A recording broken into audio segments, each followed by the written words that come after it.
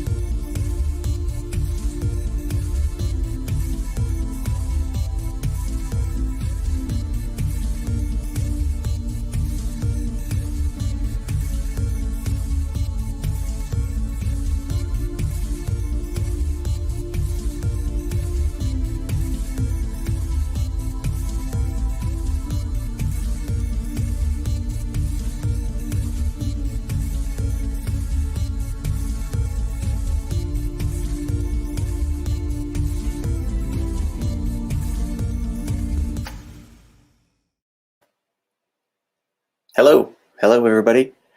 Welcome to the 9th Annual Short Circuit Pacific Rim Film Festival 2021. My name is David Geiss, Executive Director of CineVic Society of Independent Filmmakers. CineVic acknowledges and respects the long history of the Lekwungen-speaking people now known as the Songhees and Esquimalt First Nations, as well as the Wasanich First Nation, on whose traditional and unceded territory we carry out our activities. The colonial name for this region is Vancouver Island, British Columbia, Canada, and our headquarters is in the city of Victoria. CineVic is an artist-run society supporting independent filmmakers and media artists with accessible programming, affordable equipment, professional development resources, and cinematic exhibition opportunities since 1991. And Short Circuit is our annual showcase of short films from over 30 countries around the Pacific Rim. This year is our biggest festival yet, with 50 films streaming on demand until May 31st, 10 filmmaker Q&As, and for the locals in Victoria, we have an outdoor mini cinema with all of the films running 24/7 in the Ministry of Casual Living window gallery in Odeon Alley, aka Millie's Lane, just a few doors down from CineVic HQ on Yates Street in downtown Victoria. We've also got the 5th edition of our CineSpark program with the live pitch event coming up on Wednesday, May 19th at 7 p.m. Pacific time. Again, that's going to be on YouTube. This year's top 5 screenwriters will pitch their short film ideas to a panel of judges, and one winner will walk away with a production package of cash, equipment, and resources valued at over $17,500, courtesy of CineVic, William F. White International, and Moto Car Share Co-op. Check out all the info, get your tickets, watch the films, see more Q&As, and the CineSpark pitches, all at shortcircuitfilmfestival.com. We're proud to be setting a new standard of sharing ticket sales equally with all of our filmmakers, so please help us spread the word and support artists around the world.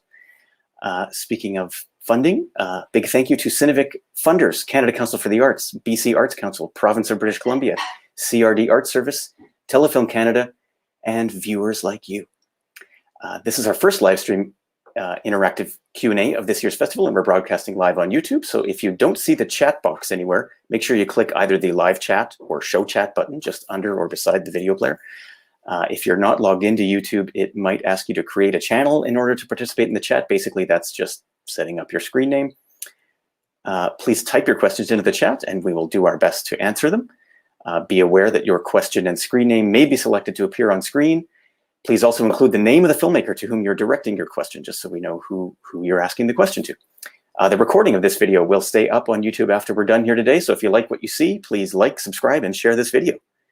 So now to introduce our filmmakers from the screening program, Person, Place, Thing. First up here is Ali Cowley. Hey, malo talofa from Aotearoa, New Zealand. I'm Ali Cowley and director of Munch Jr. Nice to meet you, David. Likewise, nice to meet you too. Ali, I'll just quickly read here. Ali has worked in the creative industry for over 20 years, specializing in illustration, storyboarding, production design, and 2D animation. Ali was an animation director on the primetime animated show Brotown and is currently tutoring art in the gaming degree at Media Design School. Yes, that's right. Well, welcome, Ali. We'll come back to you in just a second. Next up, Hanxiong Bo, tuning in from Los Angeles. Hello, everyone. My name is Bo, and saying hello from Los Angeles right now. And my film is called Drifting. Wonderful. Thanks for joining us. And Bo is a writer-director born and raised in Beijing, China, currently in Los Angeles. He's a recipient of the Jack Nicholson Distinguished Student Director Award in 2017 and the HFPA Directing Fellowship in 2018. His credits include projects with directors like Jennifer Reeder, Francis Ford Coppola. His most recent short film, Drifting, had his world premiere at the 67th San Sebastian International Film Festival. Currently is pursuing his MFA in film directing at the University of California and developing his first feature film. Welcome, Bo. We'll come back to you in just a minute. And next up, we have Siyou Tan, tuning in also from Los Angeles, I believe? Yeah. Perfect. Awesome. Siyou is a Singaporean filmmaker based in Los Angeles, an alumna of Busan IFF's Asian Film Academy, and a current fellow at the Universal Directors Initiative. She's working on her first feature, Amoeba, awarded the Most Promising Project at Singapore IFF's Film Lab and the Open Sea Fund Award at CineVic, Thailand. Welcome, Siyou. I should also mention Siyou is going to be one of the jury on our CineSpark pitch event on May 19th, so you get to see her again on the 19th. Thanks for tuning in. We'll come back to you in just a second. And I do want to give a shout out. Regrets came in from Woody-Kazuhiro Kiuchi from Japan with his film, The Menu for Tomorrow, also screening in this program, but he was all ready and willing to tune into this Q&A, but had a bit of an accident the other day, saving someone from falling down, I guess, basically hurt himself in the process, and I believe has a broken collarbone, something like that. So sending our best wishes out to Woody. Yeah, but please enjoy his film anyway. Okay, so let's go back and start with Ali. Hello again. So your documentary film, at least I would call it a documentary film. It's documentary, yeah. Yeah, documentary introduces us to Nikao, a teenager with a unique view of the world who also has Asperger's syndrome. You also appear in the film because Nikao, of course, is your son. He is very much. He's my son. So I'm actually just going to bring up a photo here, just so everybody can see. There's a still from the film. Meet Munch Jr. Different. Also, again, all with the other film screening until May 31st. So let's just kind of start with the basics here. What gave you the idea to make a film about your son, Nikao? Okay. So actually, I wasn't planning to make a film about my son. It was just I had opportunity to apply to make a documentary for Loading Docs. It's a platform in New Zealand for short films, in particular documentary. And so, yeah, I actually had an idea to make a feature film about autism group that I'm part of called Passage, Pacifica Autism Support Group, and which I am a proud supporter of it because it's for Pacific Island parents, and resources are really low for us. Pacific Islanders. It's something that's not very common in our community. So yeah, anyway, that's what I wanted to do with it. And so when I applied for this short documentary platform, Loading Docs, yeah, I just I was kind of pitching that, but at the same time I was thinking of another idea about my uncle. He's a boxer. He's quite a contributor to the boxing history in New Zealand. Anyway, what it came down to was that I couldn't make a full feature film because it was a short film platform, and so the producers said, "Oh wait, why don't you?" Oh, well, I talked about my son, so they said, "Why don't you make it about your son because you live with him and he's easy access?" Because the other idea was my uncle, who's a boxer, but doesn't live with me, but.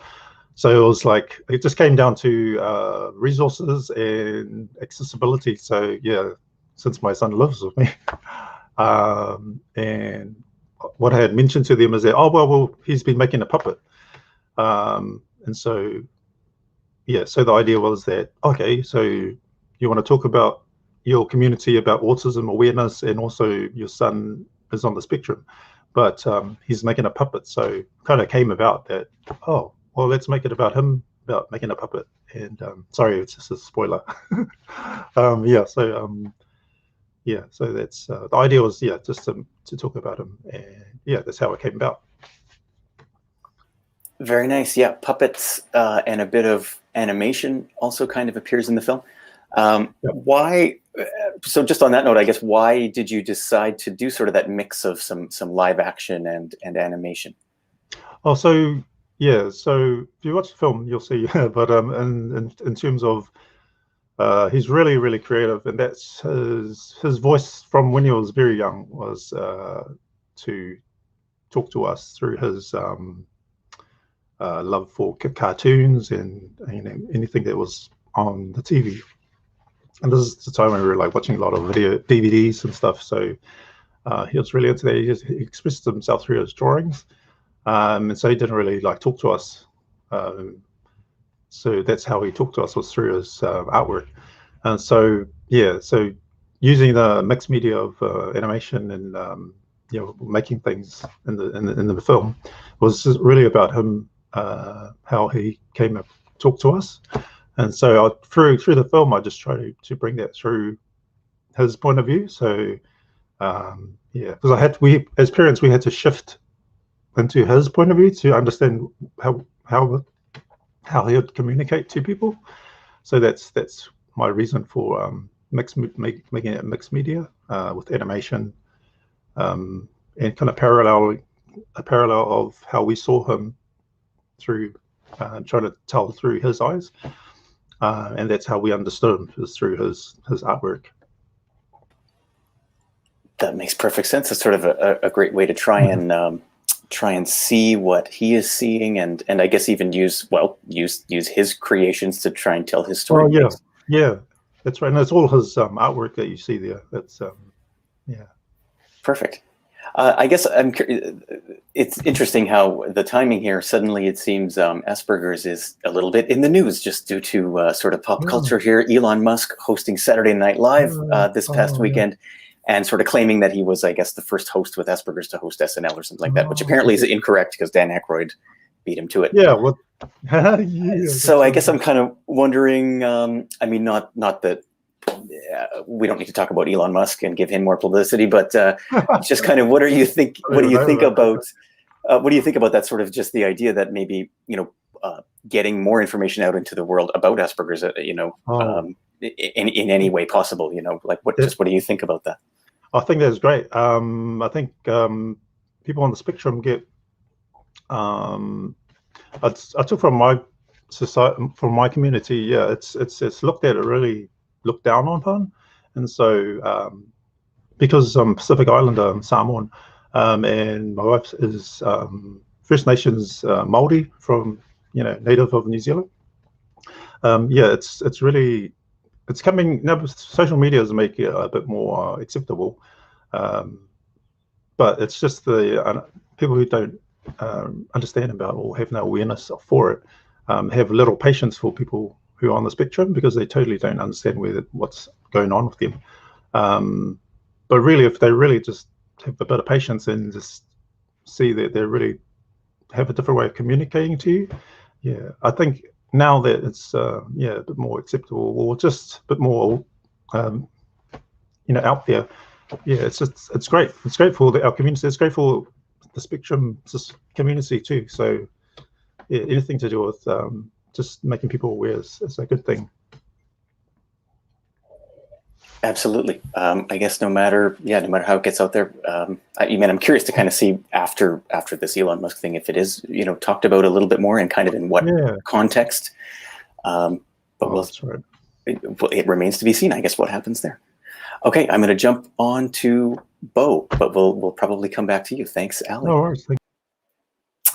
All right, next up, Bo. Hanxiong Bo, thanks for tuning in. So your film, Drifting, I really kind of fell in love with myself when I first saw it. It was really the tone of it, I think. First of all, I guess I should say, so Drifting tells the story of main character Yan, who is confused about his gender identity and takes to drifting in his dad's old taxi. Funny that I even had to sort of look up what drifting meant, just to see, wait a minute, what does that mean? Even after watching the film, I was like, oh, of course, drifting around in the car, round and around. Makes perfect sense. So yeah, the tone, to me, it kind of ranges. It goes back and forth. It includes sort of exciting, colorful scenes of drifting and driving fast in a car, dreamy, surreal dancing scenes with some kind of techno music, even a little bit of violence, kind of one scene where he gets attacked. all with his underlying kind of serious topic of the one-child policy in China. So I'm just kind of wondering what brought you to the creative decision to kind of mix these tones in order to tell a story about, you know, kind of a real life serious topic, but also then create such a kind of a colorful and engaging spectacle at the same time. Yeah, I think the starting point is, you know, the violent scene on the bridge actually really happens to me. So kind of, you know, my family kind of, we fight for each other against some other gangster, and that experience kind of really empower me to want to make a film about family, you know, about love, you know, how Chinese culture, the family means to them, you know. They're always quiet. They don't express their love, but you know, certain situation comes, the power will explode and even more powerful. That's the starting point. But also, you know, I want to make a film about my generation, which is, you know, we grew up with only a single child in the family. So I started to kind of research more about, you know, what happened back then, and the more I want to tell truthfully about what it feels like growing up in a family, you know, as a single child. So I started doing a lot of research, and I found this character, you know, is basically what it was in the film. You know, he was growing up, but dressed as a girl growing up because the parents want another boy, and they already had a daughter, so they sent the daughter away, and you know, to pretend him as the little girl. So I thought, you know, that's the story I never heard about, and I kind of feel very connected to. So I decided to bring that into the story, and start to write the story out. Um, for the colorful process, like we didn't actually really plan to make a colorful film, but we do, you know, I and the DP Joey, we did plan to feel like we don't want, you know, very fantastic lighting or, you know, in the film, but instead we want to really capture what is real world in China, those area. And so we start to look for interesting location and lightings, and we didn't really use that much of film light, so we just capture what it is there. And I think that turned out to be pretty surreal, even though, you know, the location we chose it's just authentically in the film. So I think it's just the process of, you know, finding the right location for our film. Yeah, that's pretty much it. Yeah. Wow. So you, what you were just saying, this, are you specifically talking about the bridge scene? That was just Yes. sort of with the sort of different color changing lights in that as well. That Yes. was all. That's all just there. It exists, and you No, just no, show no. it. So no, the lighting, we put up the lighting, but we actually inspired by some similar bridge, but we couldn't, you know, really shoot on a bridge with a lot of traffic, so we just kind of like have to reinvent that the location to the similar lighting situation. Yeah. Right. Right. Okay. Wow. Yeah. That's yeah. So it's, well, a recreation of even a real place. Geez, that's I mean, that's what we do in film. I guess we recreate. But geez, it looks great. It's so captivating, and yeah, it's interesting when you get a bit of a surreal feeling or look or whatever from something that's actually just very real. Maybe, you know, the real is surreal, kind of. Yeah. I guess back to sort of being inspired. I mean, you mentioned the sort of attack scene on the bridge is, you know, inspired by something that happened to you. So is more, you know, the overall film also kind of more your story as well, inspired by your own story or other somebody else, you know, true events, that kind of thing. Yeah, I think the character, you know, disguised as a girl growing up. That's not my story. You know, that's a real person story I found during the research when I was interviewing people who work for the government. You know, to executing the one-child policy. But the on the bridge, the fighting, three of them, you know, fighting with other people. That really happens to me, and I think that's um, um, the starting point of why I want to make a film about this. You know. I just before we move on to Siyou, I'm just kind of curious, where else has this film played, or is it playing again coming up in some festivals? And I think it's toward the end of its journey. It's gonna be on couple platform like RT in French and Germany pretty soon. So it's gonna be online very soon. It's kind of end of its festival run right now. Yeah. Okay, perfect. Well, congratulations on the success and making such a again such a I keep using the word sort of colorful film and engaging and exciting with the I guess the drifting scenes. You really can't help but be captivated when you're watching that on screen. Okay. Thanks. We'll probably come back to you as well. Just a note to any viewers we do have out there, type your questions in the chat and we will get to them. So now moving on to Siyou Tan, director of Hello, Ahma. Welcome once again. So your film Hello, Ahma follows a curious 8-year-old who is adjusting to a new life in America, but also encountering painful truths about life and death. So similar, where I'd want to start here, similar with Bo, it seems to me you've accomplished sort of a very cohesive tone with your film. Cohesive, but also maybe a bit odd that it works and it is cohesive, because to me it kind of mixes serious, well-paced drama with some lighter elements, such as the main character's companion, who happens to be a turtle. So I'm wondering what made you want to tell the story in this way, kind of mixing these tones and then kind of coming up with an overall more cohesive tone that's, serious, but also a bit lighter. Yeah, I guess thinking about the tone, I didn't really set the tone from, it wasn't something I wrote in, it was something that we discovered along the way. I think I really just wanted to, my grandma passed away when I was in Los Angeles. And at that time, because of my visa, I couldn't go back for her funeral.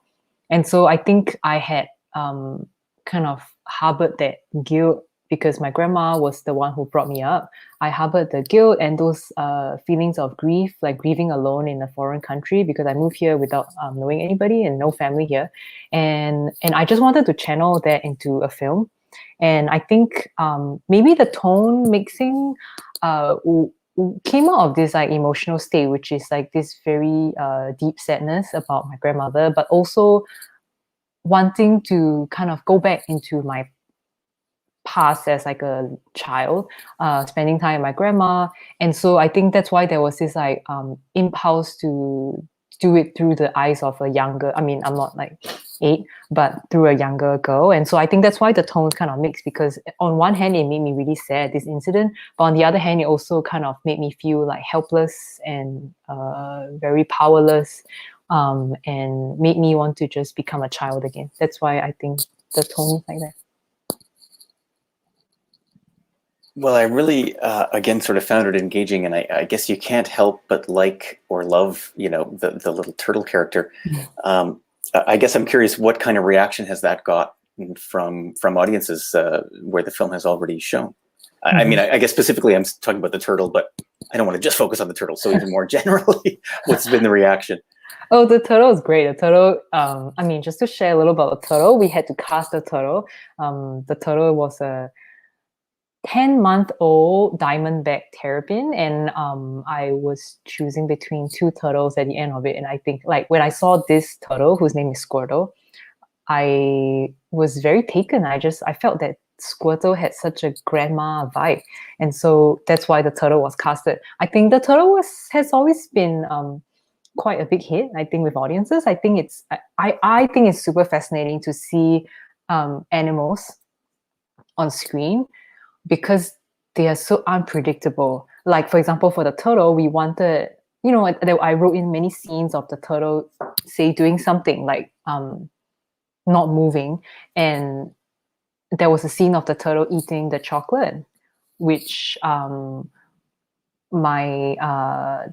turtle wrangler, who was amazing. She had shown me videos of her training the turtle to she put some bait on the chocolate behind the thing, and then the turtle went and ate it. And so I was amazing, we're gonna get that scene, it's gonna be cool. But when we actually shot the scene, the turtle just couldn't perform, I guess. But you know, it's like just so fascinating, and it made for a better scene. And I just think that such things are just like so fascinating. Just to see like this animal crawling across the screen, I can just like watch it endlessly, and maybe it tapped into this human fascination with animals. I don't know. And so I think the turtle has always been quite well received. The film in general has been good.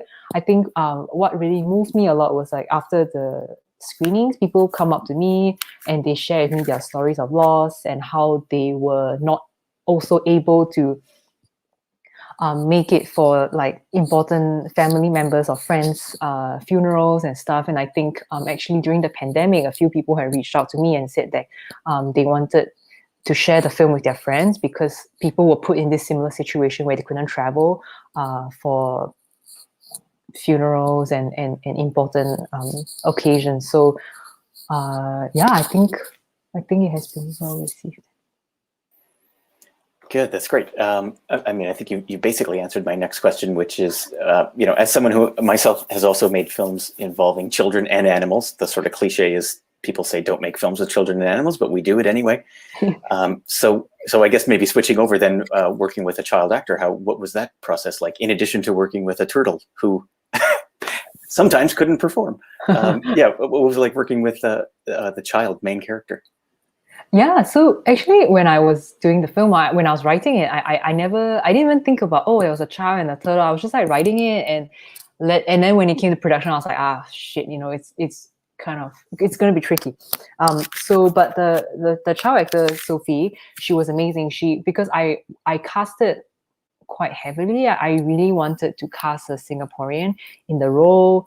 And so we had gone everywhere, and Sophie was living in Chicago, and I flew up to Chicago to visit her, and then we spent some time together. And she's just like a normal kid who also lost her grandpa. I mean, so she was kind of in a similar situation where she lost her grandfather in Singapore, and her mom went back for the funeral and didn't take Sophie with her. And so I think Sophie, as a young child, was like grappling with this confusion of like losing someone but not being able to kind of say bye. And so her mom told me this crazy story about how like after grandpa passed away, like in their backyard, a red cardinal bird would come, and she would be like, oh, that's grandpa. And so because of that, I casted her, and working with her was, you know, it's tricky because she's not an actor and she's a child, you know, so you kind of have to just like let her do whatever. And I think once I let go of my preconceived notions of how things should go and just let her roam a little free, then everyone kind of was able to, like, you know, she was just being her. And I think that translated to the film. You know, she was like sad and she was confused and she was angry and it was a lot of things. And so it was a little bit different from the script, but I think that it's better. Yeah, I guess that's not you know, not a brand new idea to have sort of this well, in a film or I guess in real life, have sort of this a token or a totem or sort of a stand-in metaphor, whatever you want to call it, for, you know, something that is, I guess, a person or even just a thing that is that you miss, that maybe is gone. You know, the turtle kind of a stand-in for that. I mean, very effective, I would say. So congratulations on that, on effectively putting all those elements together, children, animals, and then, you know, these feelings of like death and loss and that kind of stuff too. Hard to put all those together, I imagine, but it works. Thank you so much. Okay, I'm going to bring everybody back in here. We don't actually have any comments coming in yet, but any viewers that are out there, please throw your questions into the chat box. And if our filmmakers have any questions for each other, feel free to jump in right now. If you've got any, you want to jump in, or I've got a few more to continue. Can I ask both the filmmakers? I enjoyed your movies, by the way. Thank you. I just wanted to ask about the animals. Both of you have animals in your films. What's the symbolism for that? Because I felt like when I watched it, I appreciated that you had animals, and I know in Ahma that was, you know, it was part of the story. But in Drifting, Bo, you have animals and that shot behind, and it just feels quite alive when you can feel the main characters there, but the animals in the back really give their life to, even though the characters, focusing on what they're focusing on. But yeah, can you, what's symbolism for the animals in your culture? So in my film, you mean the birds, right? Like oh yes, all the birds. Sorry. Yes. Birds, Yeah.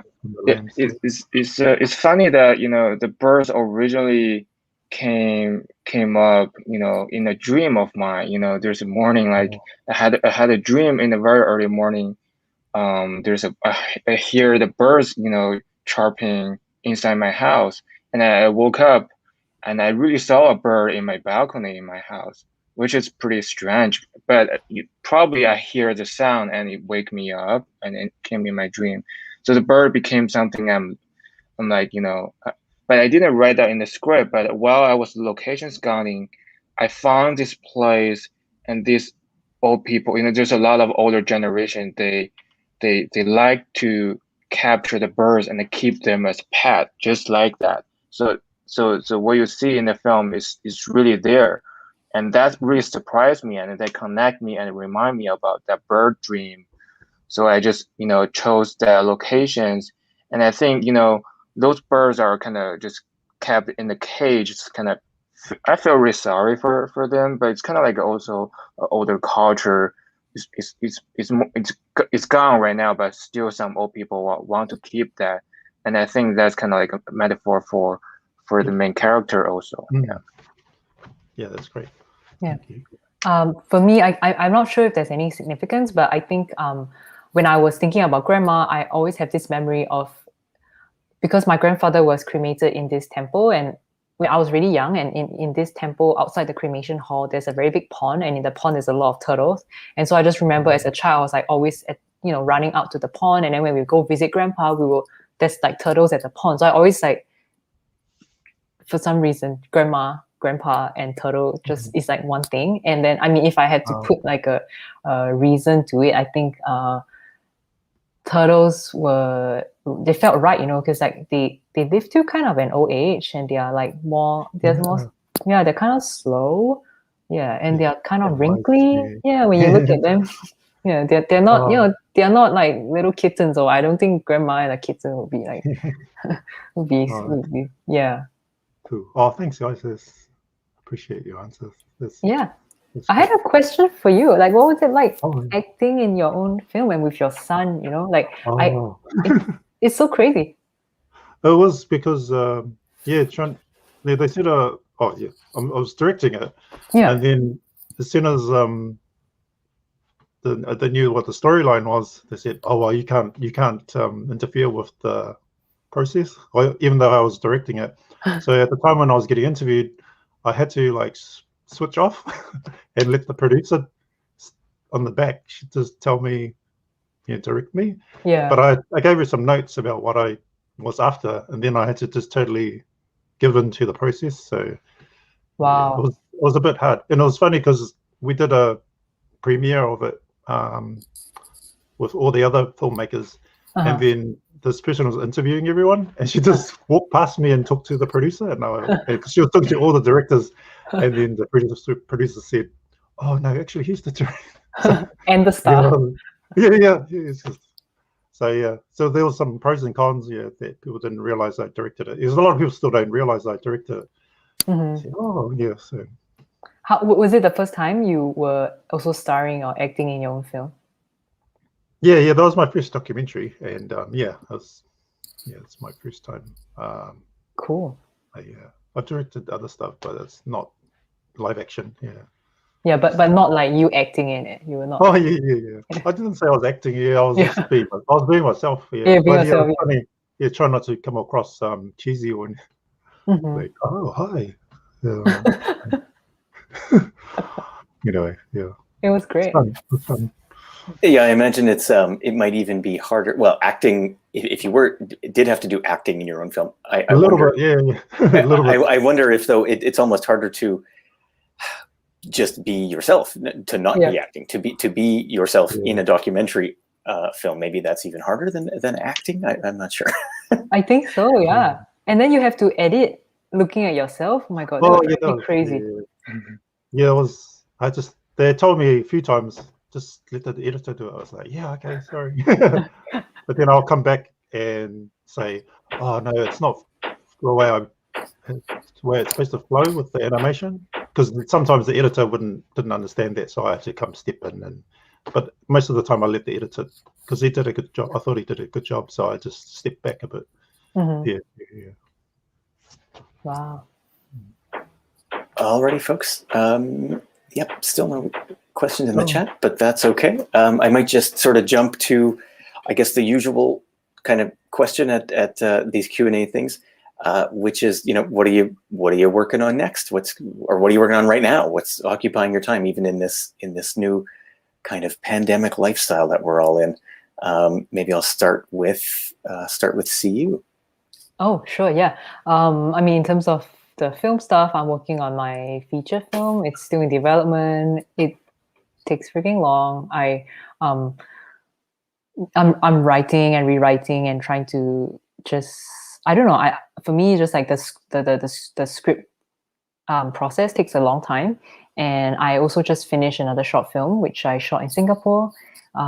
Very different tonally from Hello Ahma. It's kind of like a horror film. And yeah, that's it. That's all I'm working on. Perfect, great. I mean, at the very least, to hear that you are working on something and not just kind of sitting around doing nothing, that's great. We got to keep going. Yeah, keep going. I mean, I'm doing other stuff to like get paid too, but that's not. Yeah, we don't have to discuss those things. Good. You got to get paid too. You got to pay the bills. Got to pay the bills. Yeah. Okay, back over to Bo. What are you working on these days?